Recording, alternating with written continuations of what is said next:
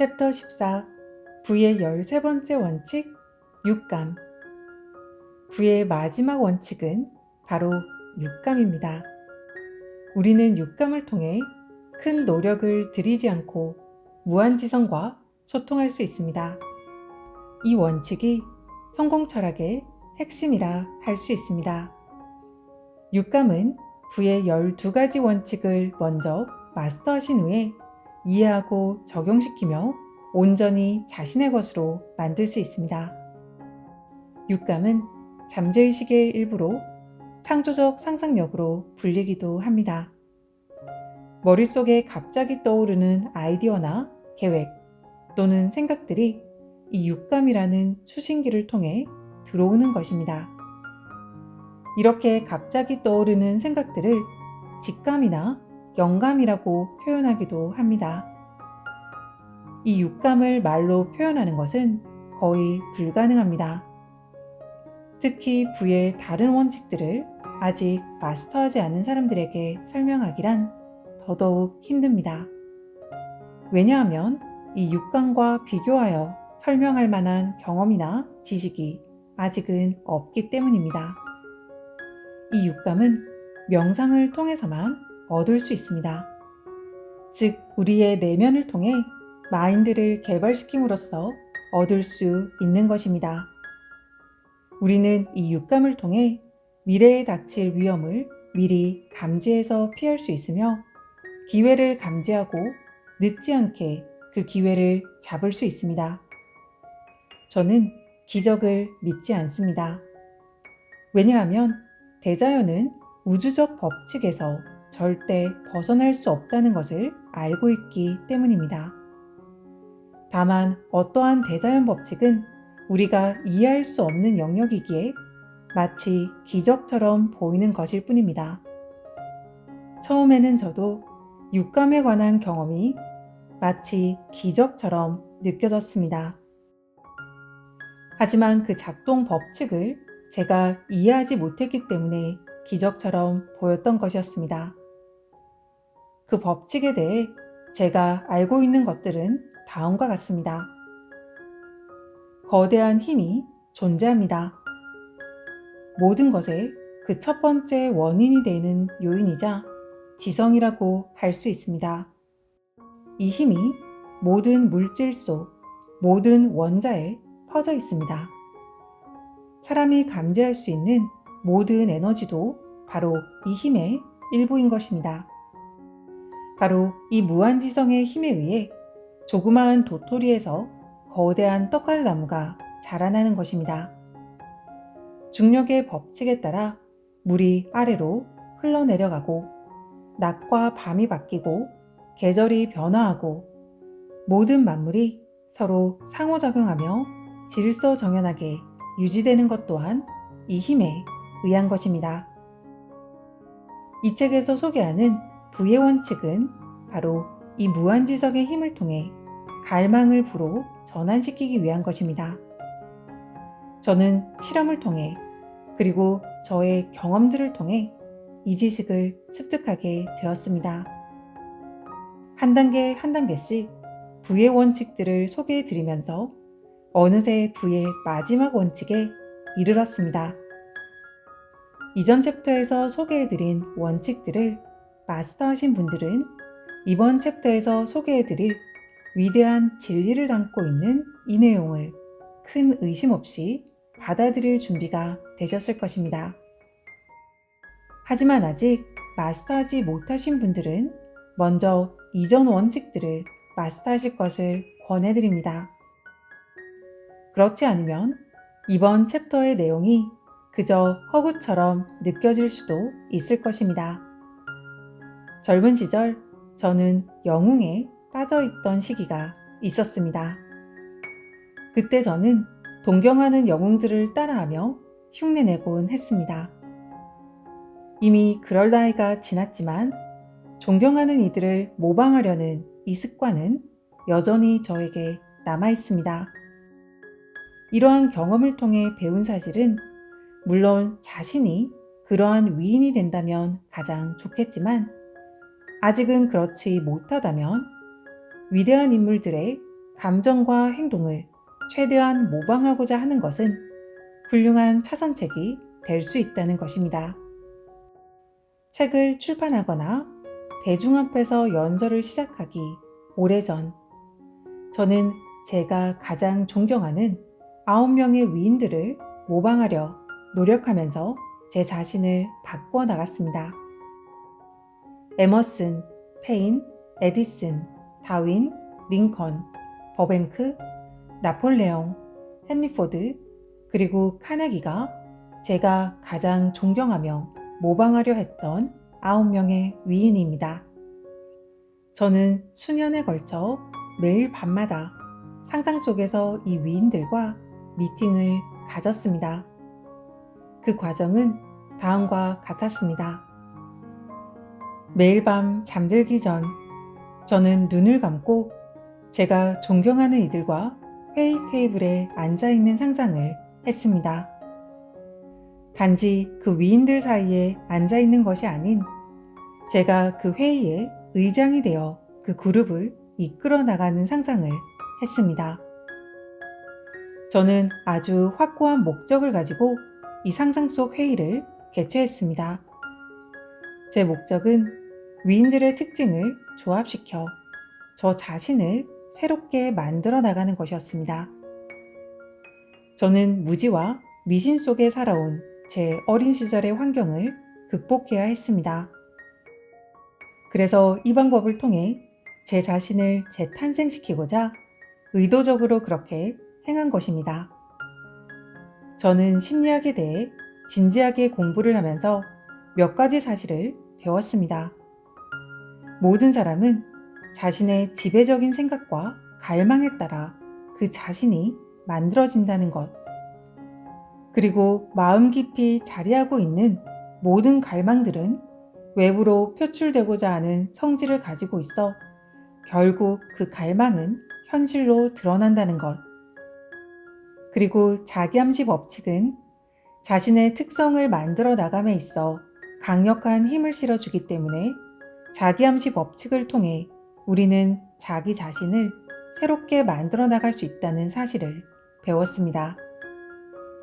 이러한 정신작용에 대한 지식은 제 자신을 새롭게 만들어 나감에 있어 큰 무기가 되었습니다. 제 상상 속 회의에서 저는 각 멤버들을 지목해가며 분명한 목소리로 특정 지식에 관한 의견을 물었습니다. 에머슨 씨, 삶의 변화를 가져다준 당신의 대자연에 대한 관점을 배우고 싶습니다. 어떻게 잠재의식에 영향을 미칠 수 있었는지, 그리고 어떻게 대자연의 법칙을 이해하고 받아들일 수 있었는지 궁금합니다. 그 필요한 지식을 저도 얻을 수 있도록 도움을 주십시오. 버뱅크 씨, 어떻게 대자연의 법칙과 조화를 이루어 선인장 스스로 가시를 벗어버리고 식용 가능한 선인장으로 만들 수 있었는지 그 지식에 대해 배우고 싶습니다. 여기에서 가시 없는 선인장에 대한 설명을 덧붙여 드리겠습니다. 루서 버뱅크의 가시 없는 선인장은 유전자 변형이나 그 어떠한 화학적 방법 없이 오로지 사랑의 말을 건네는 방법을 통해 선인장 스스로 가시를 버려버리도록 만듦으로써 가시 없는 선인장의 새로운 품종을 개량하는 데 성공한 사례를 말합니다. 루서 버뱅크가 선인장에 건넨 말은 다음과 같습니다. 그 누구도 너를 해치지 못하도록 내가 보호해 줄 거야. 그러니 자신을 보호하기 위해 더 이상 가시를 만들지 않아도 돼. 선인장에게 물을 줄 때마다 이렇게 말을 건넸고 몇 개월 후 그 선인장은 스스로 완전히 가시를 버려버렸으며 10년이 지난 후에는 가시가 없는 새로운 품종으로 완전히 바뀌어 있었다고 합니다. 다시 책의 본문으로 이동합니다. 나폴레옹 씨, 타인에게 영감을 불어넣어주고 그들이 더 위대하고 더 단단한 정신력을 가질 수 있도록 이끌었던 그 놀라운 능력에 대해 배우고 싶습니다. 또한 패배를 승리로 이끌고 믿기 힘들 정도의 장애물들을 극복해낼 수 있었던 당신의 변치 않은 신념에 대해서도 알고 싶습니다. 숙명의 통치자이자 기회의 제왕이며 운명의 정복자였던 그대에게 경의를 표합니다. 페인씨, 자신만의 신념을 자유롭게 표현할 수 있는 당신의 용기와 명쾌함, 그리고 자유로운 사상을 배우고 싶습니다. 상상 속 회의에서 멤버들과 대화하는 방법은 그 순간 제가 가장 얻고 싶은 그 사람의 특징에 따라 달라집니다. 저는 공을 들여 이들의 삶에 대한 기록을 세세하게 연구했습니다. 이렇게 밤마다 상상 속에서 회의를 시작한 지 몇 달이 지난 후 저는 놀라운 경험을 합니다. 이 상상 속의 인물들이 제 앞에 마치 현실처럼 나타나기 시작한 것입니다. 어느새 제 상상 속의 9명의 인물들에게 각기 다른 습관들이 생겨나기 시작했습니다.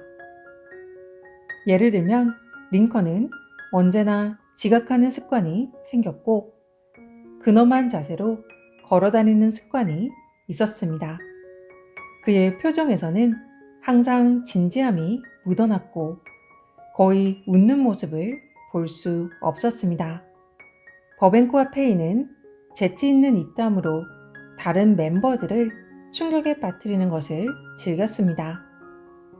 링컨은 회의가 끝난 후 항상 마지막에 자리를 떠나는 습관이 생겼습니다. 어느 날 링컨은 팔짱을 끼고 테이블에 기대어 몇 분 동안이나 그 자세로 있었습니다. 마침내 자리에서 일어나 문 쪽으로 걸어가다가 다시 돌아오더니 제 어깨에 손을 얹으며 이렇게 말했습니다. 흔들림 없이 자신의 목표를 실행해 나가기 위해서는 많은 용기가 필요하다네. 하지만 기억하게, 삶에서 역경과 마주할 때 대부분의 사람들은 일반적인 관념을 벗어나지 않아. 하지만 바로 역경이 그것을 넘어설 수 있게 만들어준다는 점을 기억하게. 또 어느 하루는 다른 사람들보다 에디슨이 먼저 도착했습니다. 그는 걸어 들어와 제 왼쪽 자리에 앉으며 이렇게 말했습니다. 자네의 운명은 삶의 위대한 비밀을 발견하는 데 있다네. 때가 되면 우리의 삶이 거대한 에너지, 즉 생각할 수 있는 지능을 가진 실체에 의해 펼쳐지고 있다는 것을 보게 되는 날이 올 거라네. 각각의 삶이 마치 벌떼와 같이 서로 함께 하다가도 조화의 균형이 깨지는 순간 흩어진다네. 이 각각의 단위마다 서로 다른 생각을 가지고 있어. 마치 인간처럼 말이야. 그래서 우리처럼 자주 싸우기도 한다네. 지금 자네가 하고 있는 이러한 상상 속의 회의는 자네 자신에게 매우 큰 도움이 될 거야. 왜냐하면 각 멤버들의 삶에 실제 존재했던 그 에너지 단위의 일부가 함께 도움을 주고 있기 때문이야. 이 에너지 단위는 불멸의 존재라네. 절대 사라질 수 없는 존재지. 자네가 하는 생각과 갈망이 마치 자석처럼 이 에너지 단위를 끌어당기고 있어. 이 거대한 에너지의 바닷속에서 말이네. 오직 서로에게 친화력을 띤 에너지 단위만을 끌어당길 수 있어. 다시 말해, 자네의 갈망과 조화를 이루는 에너지 단위만을 끌어당긴다네. 그때 회의장으로 다른 멤버들이 들어오기 시작하자 에디슨은 자리에서 일어나 천천히 자신의 원래 자리로 되돌아갔습니다. 상상 속 회의에서 에디슨이 저에게 이 말을 건네던 당시는 에디슨이 여전히 살아있을 때였습니다. 그 상상 속 회의가 제게 너무나도 큰 인상을 남겼기 때문에 저는 에디슨을 찾아가 제 경험에 대해 말했습니다. 제 이야기에 에디슨이 활짝 웃으며 말했습니다. 꿈은 우리가 상상하는 것보다 훨씬 더 현실에 가깝다네. 이 상상 속 회의가 점점 더 현실처럼 느껴지면서 저는 어떠한 결과로 이어질지 두려움이 들기 시작했습니다. 그래서 몇 달 동안 이 상상 속 회의를 멈추었습니다. 너무나도 묘한 경험이었기에 계속 진행하면 더 이상 상상 속의 경험만으로 보지 않을 수도 있겠다는 두려움이 생겼습니다. 상상 속 회의를 그만두고 6개월이 지난 어느 날 밤, 잠에서 깨어났는지 또는 잠결이었는지는 모르겠지만 제 침대 옆에 링컨이 서 있는 것을 보았습니다. 그리고 그는 이렇게 말했습니다. 이 세상을 위해 자네가 해야 할 일이 있어. 곧 대공황이 닥쳐 수많은 사람들이 신념을 잃고 극심한 공포에 시달리게 될 거야. 그러니 어서 자네의 과업을 추진해 성공 철학을 완성하도록 하게. 바로 이것이 이번 생에 자네에게 주어진 임무 안에. 다음날 아침 잠에서 깬 저는 꿈이었는지 아니었는지 알 길이 없었습니다. 꿈이었다 하더라도 너무나도 생생했기에 그날 밤부터 다시 상상 속 회의를 재개했습니다. 그날 이후 저는 상상 속 회의에 새로운 멤버들을 포함시키기 시작했습니다. 현재 제 상상 속의 멤버는 50명이 넘는 위인들로 구성되어 있습니다. 이러한 저의 경험에 대해 언급하는 것은 이번이 처음입니다. 그동안 말하지 않았던 이유는 일반적이지 않은 경험이기에 괜한 오해를 불러일으킬 수도 있었기 때문입니다. 하지만 지금은 책을 통해 간략하게나마 제 경험을 소개할 수 있을 정도로 대담해졌습니다. 예전에 비해 지금은 타인의 시선이나 말에 크게 신경 쓰지 않게 되었기 때문입니다. 그럼에도 오해가 없도록 한 가지 말씀드리자면 이 위인들과의 회의는 순수하게 저의 상상 속에서 벌어지고 있는 회의라는 점입니다. 비록 그 회의나 멤버들 또한 제 상상 속에서 허구로 만들어낸 것이지만 그 상상 속의 회의는 저를 영광스러운 모험의 길로 이끌었고 다시금 위대한 진리에 눈뜰 수 있도록 했으며 창조력을 북돋아주고 저의 솔직한 생각을 보다 대담하게 표현할 수 있도록 이끌어 주었습니다. 실제 우리의 두뇌 안에는 일반적으로 직감이라고 부르는 생각의 파장을 수신하는 송과선이라는 기관이 존재하고 있습니다. 우리 인류는 오감 외에 다른 원천을 통해서도 정보를 전달받고 있습니다. 일반적으로 그러한 지식은 우리의 마인드가 강한 자극을 받았을 때 얻을 수 있습니다. 감정을 불러일으켜 심장 박동수가 빨라지게 만드는 긴급한 상황을 예로 들 수 있습니다. 그러한 감정 상태일 때 육감이 작동됩니다. 운전 중 사고가 날 뻔한 적이 있는 분이라면 이러한 경험을 하셨을 수 있습니다. 바로 그 찰나의 순간, 사고를 피하기 위해 우리의 육감이 작동되기도 합니다. 보이지 않는 카운셀러와의 소통에서도 이러한 육감을 사용합니다. 육감을 통해 보이지 않는 카운셀러와 소통할 때 우리의 마인드는 아이디어나 생각 또는 지식을 보다 잘 받아들일 수 있는 상태가 됩니다. 제가 영감을 통해 얻은 아이디어나 개념 또는 지식들은 전적으로 이 보이지 않는 카운셀러 덕분이었다고 진실로 말할 수 있습니다. 삶의 어떠한 경험들은 우리를 극한 상황으로 몰고 가기도 합니다. 저에게도 그러한 경험들이 있었습니다. 그 당시 저는 보이지 않는 카운셀러 덕분에 기적적으로 그 상황에서 빠져나왔던 경험이 있습니다. 제가 처음에 상상 속 회의를 시작한 이유는 얻고자 하는 특정 성향들을 자기 암시를 통해 잠재의식으로 전달하기 위해서였습니다. 하지만 최근 몇 년간 이 실험은 저에게 완전히 새로운 시각을 열어주었습니다. 이제 저는 제 자신이나 고객들의 풀기 어려운 문제들을 해결하기 위해 이 상상 속의 카운슬러들을 만나러 갑니다. 대개의 경우 그 결과는 믿기 힘들 정도로 놀랍습니다. 물론 이 상상 속 회의에 전적으로 의존하지는 않습니다. 이러한 육감에 대해 확실히 이해하고 실제로 활용하는 이들 중 한 명이 바로 헨리 포드입니다.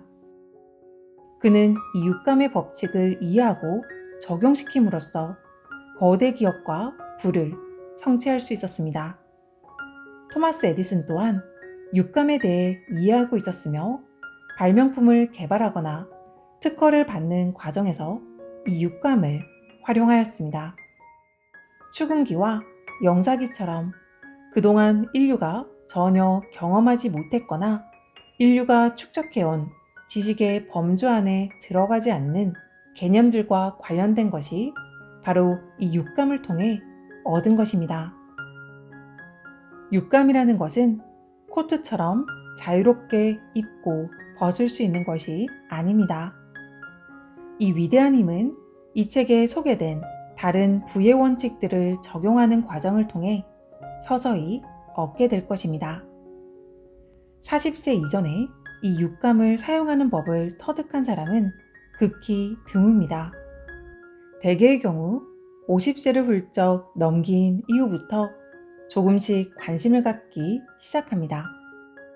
그 이유는 육감이 우리의 정신과 밀접하게 연관되어 있기 때문입니다. 일반적으로 50세 이전에는 우리의 정신이 아직은 온전히 성숙하지 못한 상태입니다. 따라서 수년에 걸친 명상과 자기성찰, 그리고 깊은 사고를 통해 이 능력을 비로소 사용할 수 있게 됩니다. 이 육감에 대한 이해 없이 이 책에서 소개하는 나머지 부의 12가지 원칙만을 적용하더라도 여러분은 충분한 결실을 보실 수 있습니다. 이 책을 읽는 여러분의 목적이 물질적 성공을 추구하는 것이라면 이전 챕터까지 소개해드린 부의 12가지 원칙만으로도 충분합니다. 육감에 대한 챕터를 추가한 이유는 삶의 다른 목적까지 추구하는 사람들에게도 확실한 가이드를 제공해 드릴 수 있도록 보다 온전한 성공 철학을 제시해 드리는 것이 이 책의 목적이기 때문입니다. 모든 업적의 시작은 갈망입니다. 그리고 그 완성은 우리를 이해의 길로 이끄는 지식에 있습니다. 자기 자신에 대한 이해, 타인에 대한 이해, 대자연의 법칙에 대한 이해, 그리고 행복에 대한 이해와 진정한 행복이 무엇인지 인식하는 데 있습니다. 이에 대해 온전히 이해하기 위해서는 반드시 육감을 사용할 줄 알아야 하며 또 익숙해져야 합니다. 우리의 삶에서 물질적 성공, 그 이상을 추구하는 분들을 위해 이 육감을 성공 철학의 일부로 추가한 것입니다. 본 챕터를 통해 마음의 자극이 한 단계 더 높아졌으리라 생각됩니다. 한 달 후에 다시 읽어보시면서 마음의 자극을 계속 높여나가십시오. 이렇게 가끔씩 반복하십시오. 한 번에 아주 조금씩 더 배워나가게 되겠지만 결국 여러분은 그 능력을 갖추게 되실 겁니다. 그로 인해 좌절과 두려움, 그리고 일을 미루는 버릇을 극복할 수 있게 되고 자유롭게 상상력을 펼칠 수 있게 될 것입니다. 그렇게 되면 다른 위대한 인물들이 그랬듯 미지의 힘을 느끼게 되는 날이 올 것입니다. 그리고 여러분은 자신의 갈망을 손쉽게 물질적 성공으로 전환시킬 수 있는 환경에 자리하게 됩니다. 지금까지 우리는 자기암시와 갈망, 그리고 잠재의식을 통해 신념을 개발시키는 방법에 대해 배웠습니다. 이제 다음 챕터에서 두려움을 마스터할 수 있는 상세한 지침들에 대해 소개해 드리겠습니다.